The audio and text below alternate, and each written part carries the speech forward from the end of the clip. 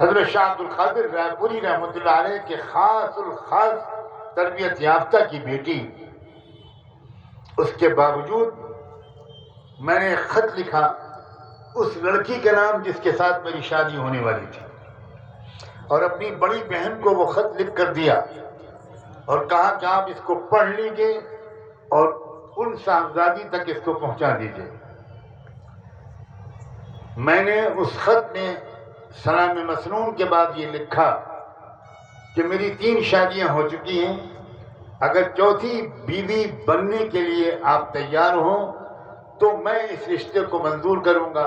اور آپ کے والدین بھی اسی صورت میں اس رشتے کو منظور کریں۔ میری 3 شادیاں ہو چکی ہیں، آپ سب بھی حملک بنے بیٹھے، 3 شادیاں، یہ حضرت اتنے رنگین تھے، نوجوانی میں یہ جوش، یہ حوصلہ، یہاں ایک سے ہی ٹیڑھے ہوئے جا رہے ہیں علم سے۔ میری دوسری شادی ہو چکی ہے ذکر سے، میری تیسری شادی ہو چکی ہے دعوت و تبلیغ اور اعلاء کلمت اللہ سے۔ اب چوتھی بیوی بن کر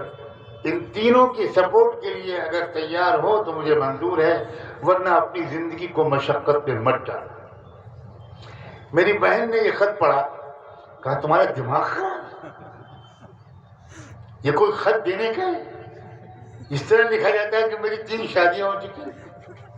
میں نے کہا آپ خط پڑھ کے پھینک دیجئے، میں نے پہلے سے اس کی نقل تیار کر رکھی، آپ نہیں بھیجیں گی۔ میں روز شام کو مرکز جاتا ہوں، لڑکی کے والد صاحب کے ساتھ روزانہ میرے 2-3 گھنٹے گزرتے ہیں، میں انشاءاللہ ان کے ذریعے یہ خط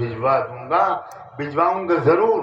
کیونکہ میں کلیئر کٹ بات کہنا چاہتا ہوں کہ میری زندگی کا ایک مشن ہے، میری زندگی کا مقصد تیرے دین کی سرفرازی، میری زندگی کا مقصد تیرے دین کی سرفرازی، میں اسی لیے مسلمان، میں اسی لیے نمازی۔ ان کے والد اتنے اللہ والے تھے کہ جس وقت ان کی اہلیہ نے وہ خط ان کے ہاتھ میں دیا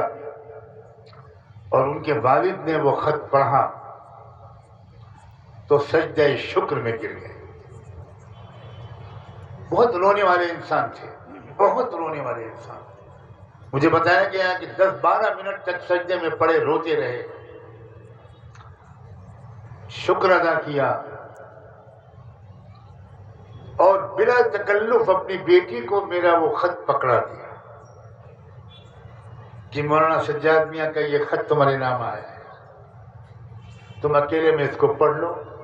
بیچاری بری طرح شرما گئی ہوگی، خط پڑھا تو میں کیا بتاؤں، میں کیسے اللہ کا شکر ادا کروں۔ اس نے نیچے اس خط میں اپنے قلم سے ایک لائن لکھا کہ میں ہر مہینے میں 3 روزے اس پر شکر کی نیت سے مرتے دم تک ادا رکھوں اس نعمت پر۔ میں تب سے اس طرح کی دعائیں چپ کے مانگ رہی تھی۔ نوجوانوں،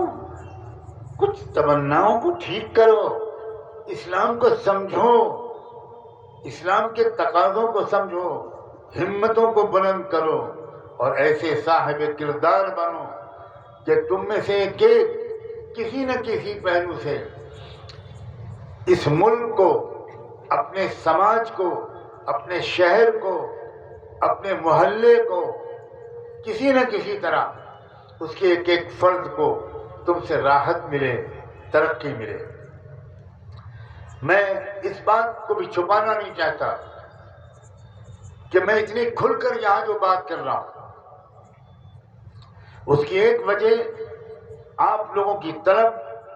آپ کی پیاس، آپ کی مہمان نوازی اور آپ کی مستورات کی غیر معمولی طلب،